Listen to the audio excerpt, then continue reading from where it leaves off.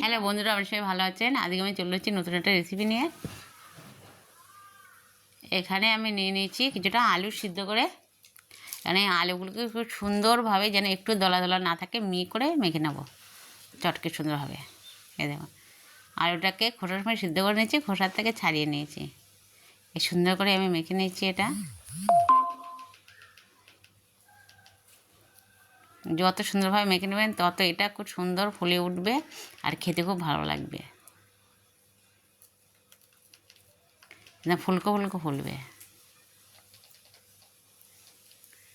আর এবার দিচ্ছি লঙ্কার গুঁড়ো।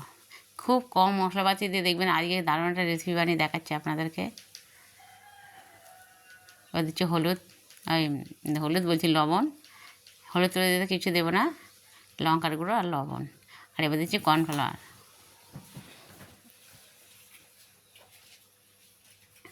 এবারে সুন্দর করে মেখে নেব।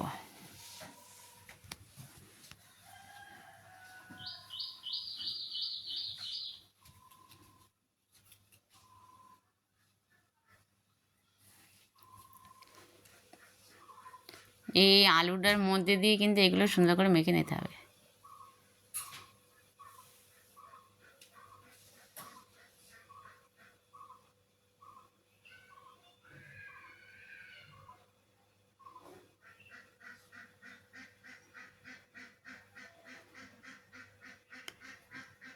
যদি আপনারা যখন বানাবেন, যদি মনে করেন অল্প একটু জল ছাড়া হচ্ছে না, তাহলে সামান্য একটু জল দিতে পারেন,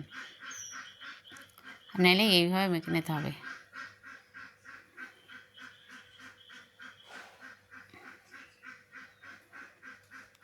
দেখুন আমার মাখা হয়ে গেছে।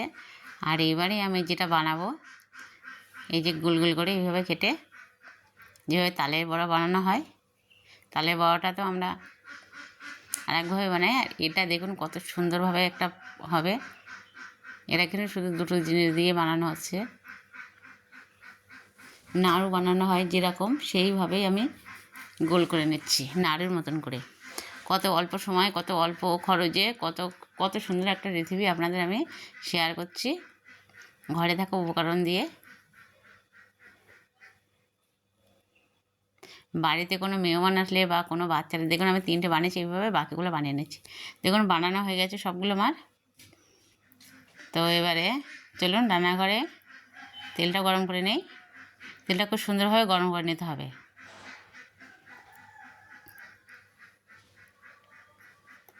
এবার তেলটা গরম হয়ে গেছে, আমি একটু দিয়ে দেখলাম, অল্প একটু ছিঁড়ে। এবার আমি সবগুলো দিয়ে দেবো তেলের ভিতরে।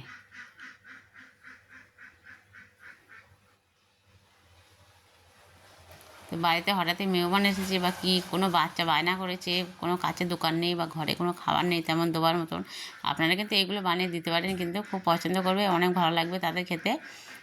তা তো যদি ভালো লেগে থাকে অবশ্যই করে একটু লাইক দিয়ে দেবেন আর একটু শেয়ার করে দেবেন বন্ধুরা। আমার শেয়ার করাটা খুবই দরকার, একটু শেয়ার করে দেবেন।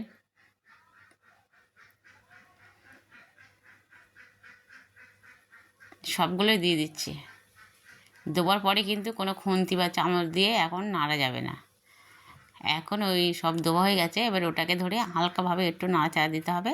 এই যে এইভাবে যেভাবে আমি দিচ্ছি, ব্যাস। তলায় লেগে যাবে না, গায়ে লাগবে না, কোনো কিছুই হবে না। দেখবেন কেমন ফুলে ফুলে ওঠে, কি সুন্দর একটা কালার চলে আসবে ভাজতে ভাজতে। আমি এক পিঠে একটু হালকা করে নাড়াচাড়া দিয়ে দিয়েছি, উল্টে উল্টে চলে এসছে। এবারে খুন্তি দিয়ে দিচ্ছি। এতক্ষণ পর্যন্ত খুন্তি দিইনি আমি, এবার খুন্তি দিয়ে দিচ্ছি। কোনোটার গায়ে কোনোটা লাগেনি, সব কটা ছাড়িয়ে গেছে। আর দেখুন কত সুন্দরটা আস্তে আস্তে হতে হতে কালার চলে আসছে।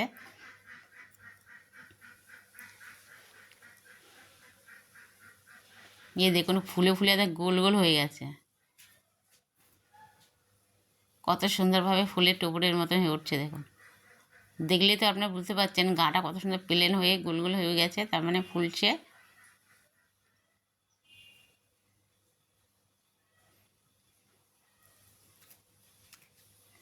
আর একটু নাড়াচাড়া দিয়ে দিলাম। এইভাবে আবার একটু নাড়াচাড়া দিয়ে নিচ্ছি।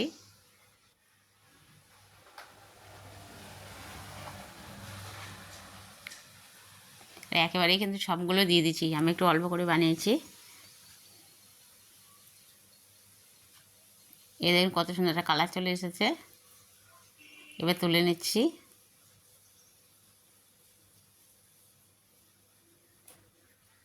একসাথে তো সবগুলো তোলা যাবে না, দুইবার তুলে নিতে হবে। যাই হোক, দেখুন কত সুন্দর সুন্দর হয়েছে, গোল গোল একদম, আর ফুলেছে কি সুন্দর,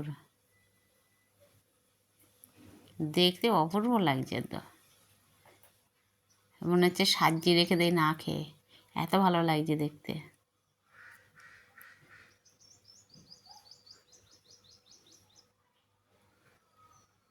এই যে প্লেটে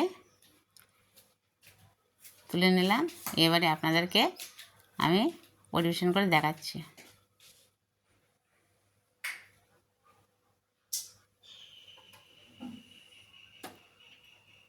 এই দেখুন কত সুন্দর লাগছে। এবার আমি ওই প্লেট থেকে অন্য প্লেটটা তুলে নিয়েছি।